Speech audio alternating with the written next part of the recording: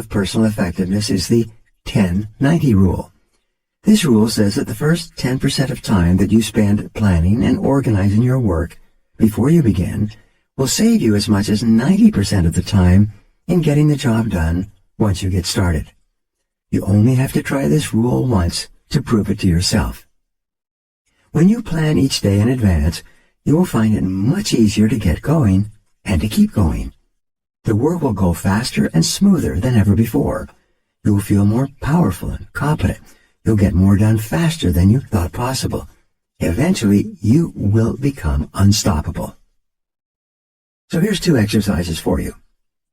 Number 1, begin today to plan every day, week, and month in advance. Take a notepad or sheet of paper or use your smartphone and make a list of everything you have to do in the next 24 hours.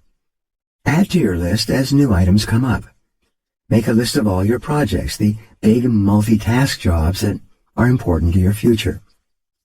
2, lay out all your major goals, projects, and tasks by priority, what is most important, and by sequence, what has to be done first, what comes second, and so forth. Start with the end in mind and work backwards. Think on paper. Always work from a list. You'll be amazed at how much more productive you become and how much easier it is to eat your frog. Chapter 3. Apply the 80-20 rule to everything. Johann Wolfgang von Goethe, one of the greatest thinkers in history, wrote, "We always have time enough if we will but use it aright." The 80-20 rule is one of the most helpful of all concepts of time and life management. It's also called the Pareto principle, after the Italian economist Vilfredo Pareto, who first wrote about it in 1895. Pareto noticed that people in his society seemed to divide naturally into what he called the vital few, the top 20% in terms of money and influence, and the trivial many, the bottom 80%. He later discovered that virtually all economic activity was subject to this principle as well. For example, this principle says that 20% of your activities will account for 80% of your results. 20% of your customers will account for 80% of your sales. 20% of your products or services will account for 80% of your profits. 20% of your tasks will account for 80% of the value of what you do, and so on. This means that if you have a list of 10 items to do, 2 of those items will turn out to be worth much more than the other 8 items put together. Number of tasks versus importance of tasks. Here's an interesting discovery. Each of the 10 tasks may take the same amount of time to accomplish, but 1 or 2 of those tasks will contribute 5 or 10 times the value of any of the others. Often, a single task can be worth more than all the other 9 items put together. This task is invariably the frog that you should eat first. Can you guess on which items the average person is most likely to procrastinate? The sad fact is that most people procrastinate on the top 10 or 20% of items that are the most valuable and important, the vital few. They busy themselves instead with the least important 80%, the trivial many, that contributes very little to results. Focus on activities, not accomplishments. You often see people who appear to be busy all day long, but seem to accomplish very little. This is almost always because they are busy working on tasks that are of low value, while they are procrastinating on the 1 or 2 activities that, if they completed them quickly and well, could make a real difference to their companies and to their careers. The most valuable tasks you can do each day are often the hardest and most complex, but the payoff and rewards for completing these tasks efficiently can be tremendous. For this reason, you must adamantly refuse to work on tasks in the bottom 80% while you still have tasks in the top 20% left to be done. Before you begin work, always ask yourself, is this task in the top 20% of my activities or in the bottom 80%? Rule: resist the temptation to clear up small things first. Remember, whatever you choose to do over and over eventually becomes a habit that is hard to break.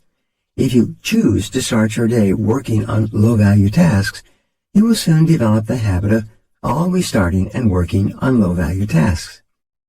It's not the kind of habit you want to develop or keep. Low-value tasks are like rabbits. They multiply continually. You never get caught up with them. The hardest part of any important task is getting started on it in the first place. Once you actually begin work on a valuable task, you will be naturally motivated to continue. A part of your mind loves to be busy working on significant tasks that can really make a difference. Your job is to feed this part of your mind continually. Motivate yourself. Just thinking about starting and finishing an important task motivates you and helps you overcome procrastination. The fact is, the time required to complete an important job is often the same as the time required to do an unimportant job. The difference is that you get a tremendous feeling of pride and satisfaction from completing something valuable and significant. However, when you complete a low-value task using the same amount of time and energy, you get little or no satisfaction at all. Time management is really life management, personal management. It's really taking control of the sequence of events. Time management is taking control over what you do next, and you are always free to choose the task that you will do next. Your ability to choose between the important and the unimportant is the key determinant of your success in life and work. Effective, productive people discipline themselves to start on the most important task that is before them. They force themselves to eat that frog, whatever it is. As a result, they accomplish vastly more than the average person and are much happier as a result. This should be your way of working as well. Now here are 2 tasks for you. Number 1, make a list of all the key goals, activities, projects, and responsibilities in your life today. Which of them are or could be in the top 10 or 20% of tasks that represent or could represent 80 or 90% of your results? Number 2, resolve today that you are going to spend more and more of your time working in those few areas that can really make a difference in your life and career, and spend less and less time on lower value activities. Chapter 4. Consider the consequences. Every great man has become great. Every successful man has succeeded in proportion as he has confined his powers to one particular channel. Those were wise words by Orison Swett Marden.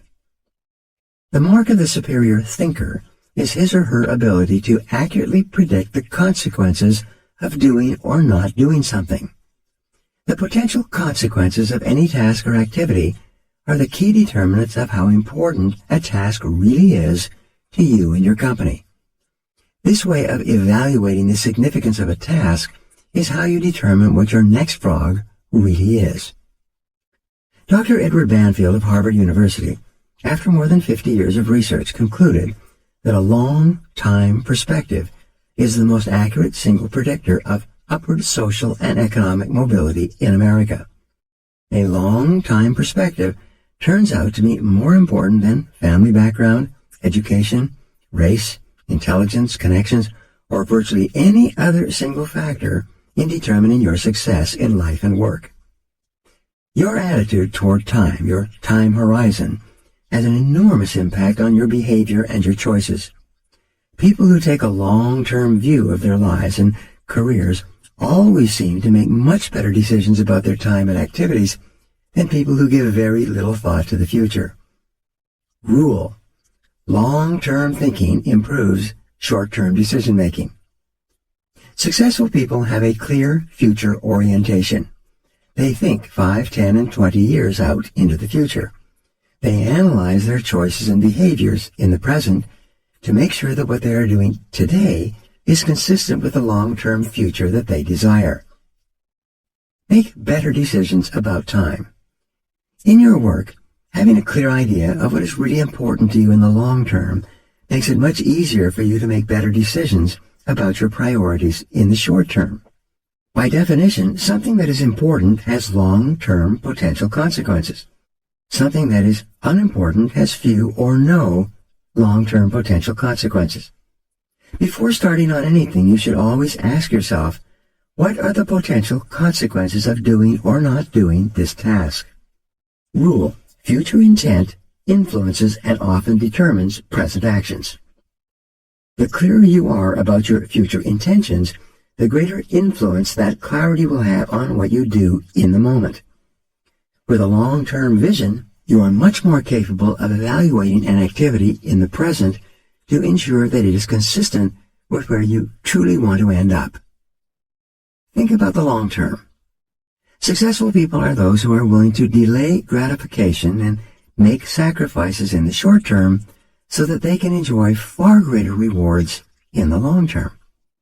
Unsuccessful people, on the other hand, think more about short-term pleasure and immediate gratification while giving very little thought to the long-term future. Dennis Waitley, a motivational speaker, says, "Losers try to escape from their fears and drudgeries with activities that are tension-relieving. Winners are motivated by their desires toward activities that are goal-achieving."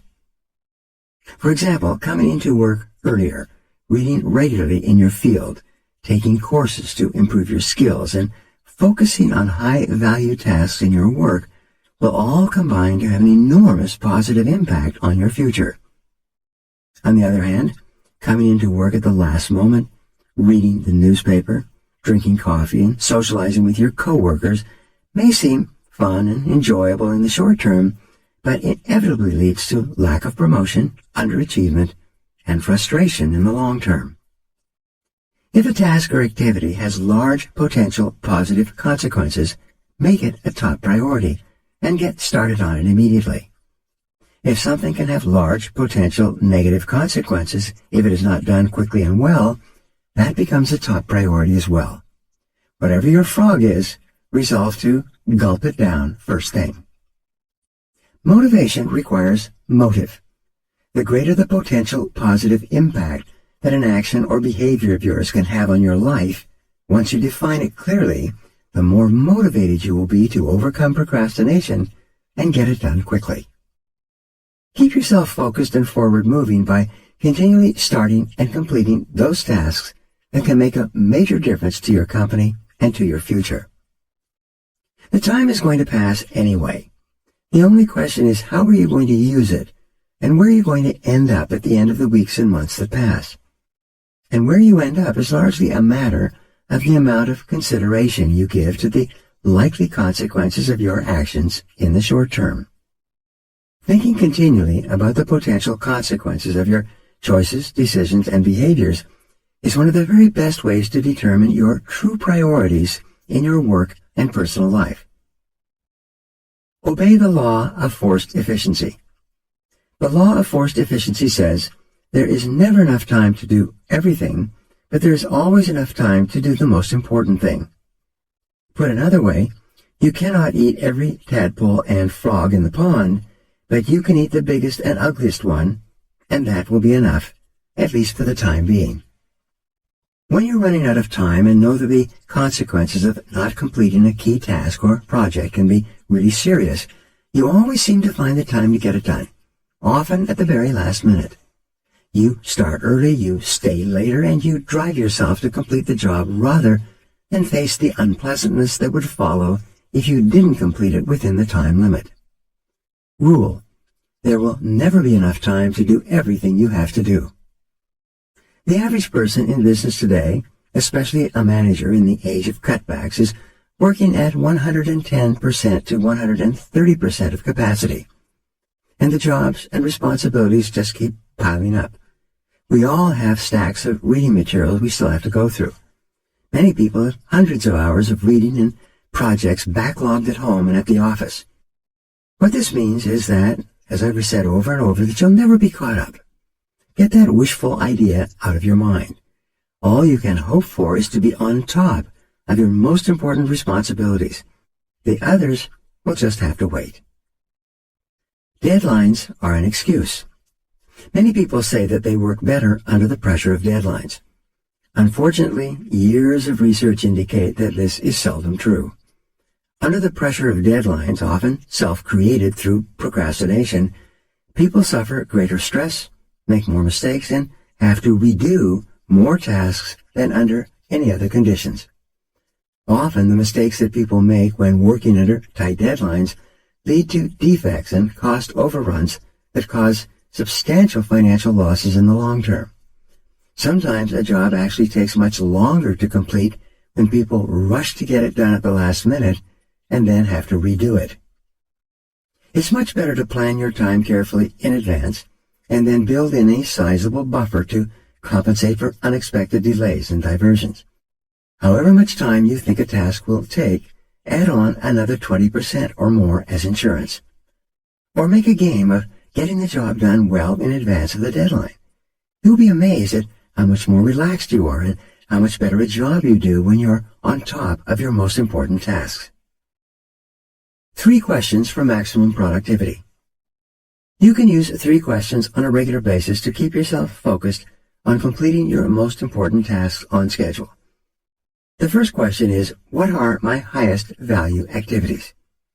Put another way, what are the biggest frogs that you have to eat to make the greatest contribution to your organization, to your family, to your life in general? This is one of the most important questions you can ever ask and answer. What are your highest value activities? First, think this through for yourself, then ask your boss. Ask your coworkers and subordinates. Ask your friends and family. Like focusing the lens of a camera, you must be crystal clear about your highest value activities before you begin work.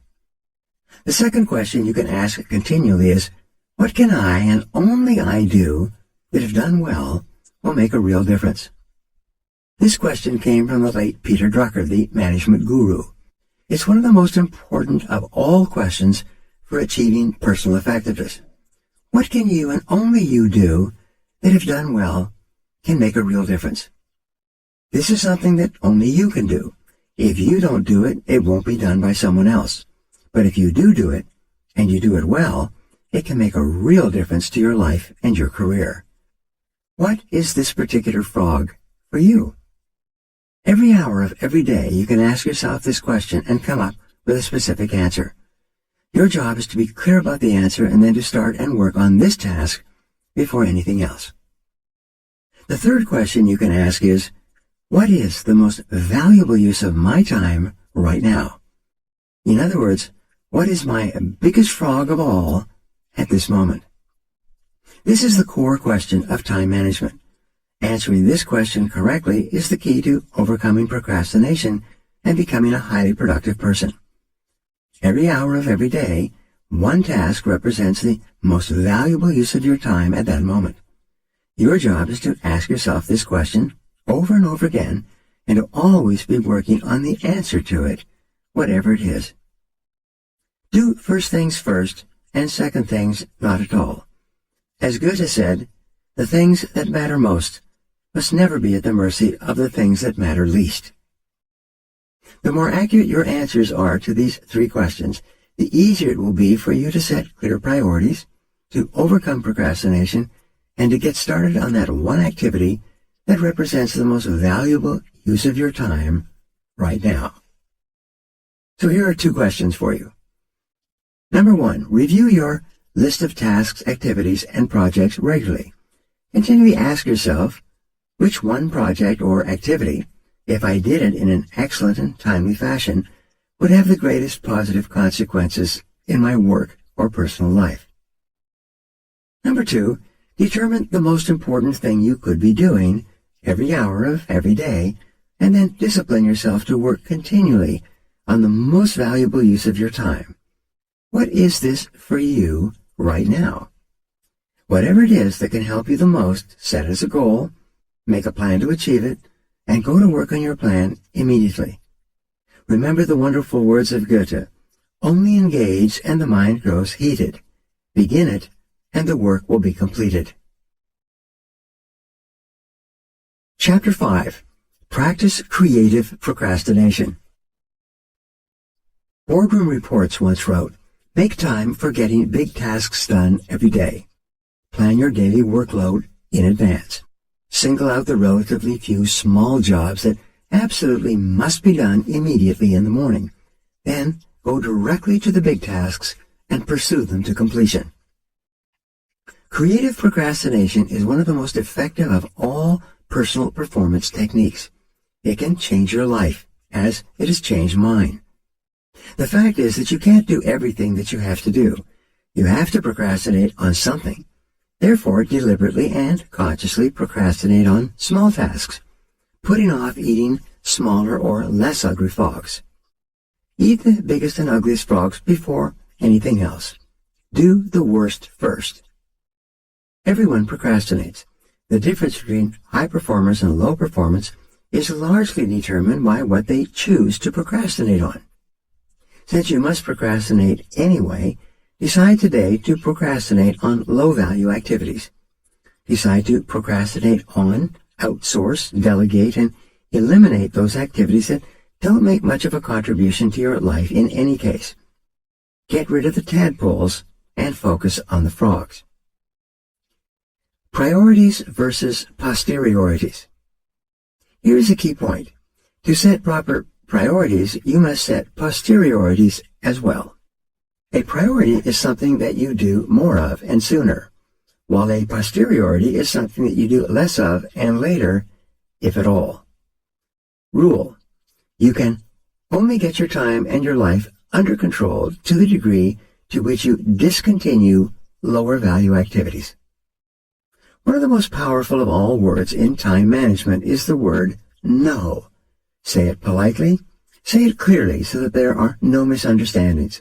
Say it regularly as a normal part of your time management vocabulary. Warren Buffett, one of the richest men in the world, was once asked his secret of success. He replied, "Simple. I just say no to everything that is not absolutely vital to me at the moment." Say no to anything that is not a high-value use of your time and your life. Say no graciously, but firmly, to avoid agreeing to something against your will. Say it early and say it often. Remember that you have no spare time. As we say, your dance card is full. For you to do something new, you must complete or stop doing something old. Getting in requires getting out. Picking up means putting down. Creative procrastination is the art of thoughtfully and deliberately deciding upon the exact things that you are not going to do right now, if ever. Procrastinate on purpose. Most people engage in unconscious procrastination. They procrastinate without thinking about it. As a result, they procrastinate on the big, valuable, important tasks that can have significant long-term consequences in their lives and careers. You must avoid this common tendency at all costs. Your job is to deliberately procrastinate on tasks that are of low value so that you have more time for tasks that can make a big difference in your life and work. Continually review your duties and responsibilities to identify time-consuming tasks and activities that you can abandon with no real loss. This is an ongoing responsibility for you that never ends. For example, a friend of mine was an avid golfer when he was single. He liked to golf 3 or 4 times a week, 3 or 4 hours each time. Over a period of years, he started a business, got married, and had 2 children. But he still played golf 3 to 4 times a week until he finally realized that his time on the golf course was causing him enormous stress at home and at the office. Only by abandoning most of his golf games could he get his life back under control. And he did. He cut back to 1 round of golf per week and transformed his life, especially his home life. Set posteriorities on time-consuming activities. Continually review your life and work to find time-consuming tasks and activities that you can abandon. Cut down on television watching and internet surfing, and instead spend the time with your family, read, exercise, or do something else that enhances the quality of your life. Look at your work activities and identify the tasks that you could delegate or eliminate to free up more time for the work that really counts. Begin today to practice creative procrastination. Set posteriorities whenever and wherever you can. This decision alone can enable you to get your time and your life completely under control. Here are 2 more exercises for you. Number 1, practice zero-based thinking in every part of your life. Ask yourself continually, if I were not doing this already, knowing what I now know, would I start doing it again today? If it is something that you would not start again today, knowing what you now know, it is a prime candidate for abandonment or creative procrastination. Number 2, examine each of your personal and work activities and evaluate it based on your current situation.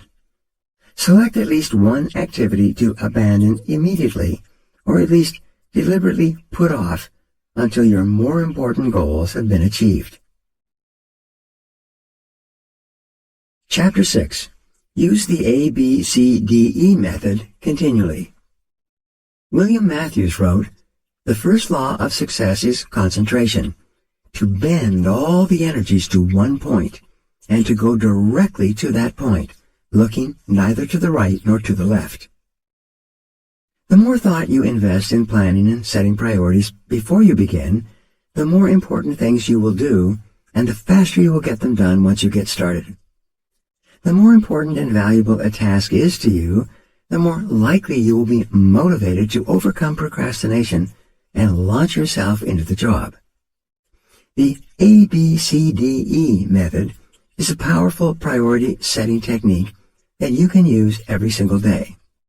This technique is so simple and effective that it can, all by itself, make you one of the most efficient and effective people in your field. Think on paper. The power of this technique lies in its simplicity. Here's how it works. You start with a list of everything you have to do for the coming day. Think on paper. The power of this technique lies in its simplicity. Here's how it works. You start with a list of everything you have to do for the coming day. Think on paper. You then place an A, B, C, D, or E next to each item on your list before you begin the first task. An A item is defined as something that is very important, something that you must do. This is a task that will have serious positive or negative consequences if you do it or fail to do it, like visiting a key customer or finishing a report that your boss needs for an upcoming board meeting. These items are the frogs of your life. If you have more than one A task, you prioritize these tasks by writing A1, A2, A3, and so on in front of each item. Your A1 task is your biggest, ugliest frog of all. Shoulds versus musts. A B item is defined as a task that you should do, but it has only mild consequences. These are the tadpoles of your work life. This means that someone may be unhappy or inconvenienced if you don't do one of these tasks, but is nowhere as important as an A task. Returning an unimportant telephone message or reviewing your email would be a B task or even lower. The rule is that you should never do a B task when an A task is left undone. You should never be distracted by a tadpole when a big frog is sitting there waiting to be eaten. A C task is defined as something that would be nice to do, but for which there are no consequences at all, whether you do it or not. C tasks include phoning a friend, having coffee or lunch with a coworker, and completing some personal business during work hours. These sorts of activities have no effect at all on your work life. A D task is defined as something you can delegate to someone else. The rule is that you should delegate everything that someone else can do so that you can free up more time for the A tasks that only you can do. An E task is defined as something that you can eliminate altogether, and it won't make any real difference. This may be a task that was important at one time, but is no longer relevant to you or anyone else. Often it's something that you continue to do out of habit or because you enjoy it. But every minute that you spend on an E task is time taken away from an A task or activity that can make a real difference in your life.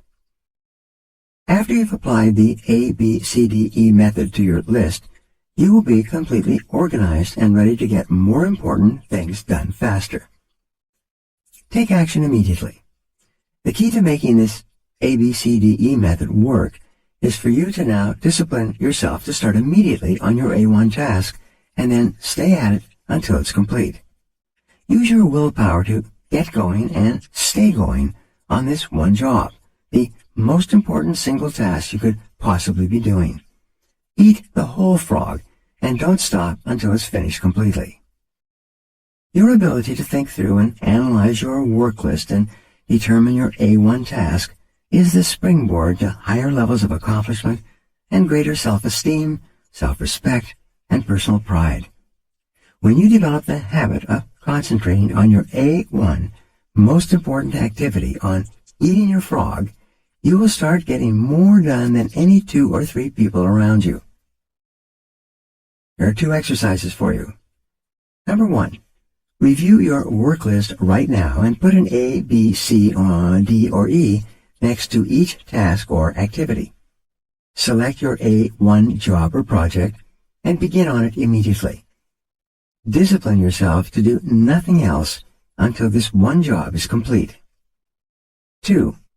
Practice this A, B, C, D, E method every day for the next month on every work or project list before you begin. After a month, you will have developed the habit of setting and working on your highest priority tasks, and your future will be assured. Chapter 7. Focus on key result areas. Norman Vincent Peale once said, "When every physical and mental resource is focused, one's power to solve a problem multiplies tremendously." Why am I on the payroll? This is one of the most important questions you can ever ask and answer over and over again throughout your career. As it happens, most people are not sure exactly why they are on the payroll. But if you're not crystal clear about why you are on the payroll and what results you've been hired to accomplish, it's very hard for you to perform at your best, get paid more, and get promoted faster. In simple terms, you've been hired to get specific results. A wage or a salary is a payment for a specific quality and quantity of work that can be combined with the work of others to create a product or service that customers are willing to pay for. Your job can be broken down into about 5 to 7 key result areas, seldom more. These represent the results that you absolutely positively have to get to fulfill your responsibilities and make your maximum contribution to your organization. A key result area is defined as something for which you are completely responsible. If you don't do it, it doesn't get done. A key result area is an activity that is under your control. It produces an output that becomes an input or a contributing factor to the work of others. Key result areas are similar to the vital functions of the body, such as those indicated by blood pressure, heart rate, respiratory rate, and brainwave activity. An absence of any one of these vital functions leads to the death of the organism. By the same token, your failure to perform in a critical result area of your work can lead to the end of your job as well. The Big 7 in management and sales. The key result areas of management are planning, organizing, staffing, delegating, supervising, measuring, and reporting. These are the areas in which a manager must get results to be successful in his or her area of responsibility. A weakness in any one of these areas can lead to underachievement and failure as a manager. The key result areas of sales are prospecting, building rapport and trust, identifying needs, presenting persuasively, answering objections, closing the sale, and getting resales and referrals. Poor performance in any one of these key skills can lead to lower sales and sometimes the failure of a salesperson. Whatever you do, you must have certain essential skills for you to do your job in an excellent fashion. These demands are constantly changing. You have already developed core competencies that make it possible for you to do your job in the first place, but certain key results are central to your work and determine your success or failure in your job. What are they?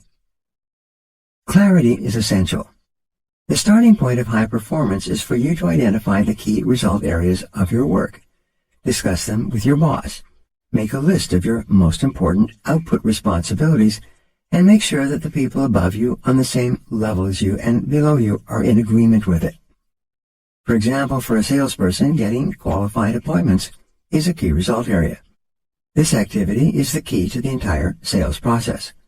Closing a sale is also a key result area. When the sale is made, it triggers the activities of many other people to produce and deliver the product or service.